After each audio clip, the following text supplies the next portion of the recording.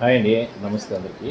వారణాసిలో గంగా ఘాట్‌లో గంగా నదిలో ఒక పడవలో ఇవాళ ఒక ఘటన చోటు చేసుకోవడం జరిగింది. అయితే ఇద్దరు మహిళలు ఒక పూజారిని అత్యంత దారుణంగా, అత్యంత పాశవికంగా వాళ్ళు కొడుతున్నారు.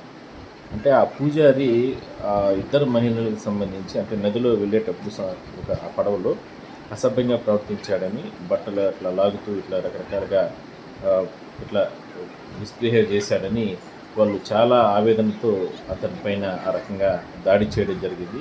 అయితే ఆ ఇద్దరు మహిళల నుంచి కూడా రక్షించుకుంటూ కూడా పూజారి అక్కడి నుంచి కూడా నదిలో దూకి అక్కడి నుంచి కూడా పరారైనటువంటి వీడియో ఒకటి సోషల్ మీడియాలో వైరల్ అవుతుంది. ఎందుకంటే పరమ పవిత్రమైనటువంటి ప్రాంతం ఆ ప్రాంతం. ఆ ప్రాంతంలో పూజారులు కూడా ఈ రకంగా చేయడం చాలా దారుణం అంటూ కూడా నెటిజన్స్ సోషల్ మీడియాలో రకరకాలుగా కామెంట్స్ చెప్తున్నారు. సో దానిపైన అక్కడి పోలీసులు ఏదో విచారణ జరుపుతున్నారు. చూద్దాం.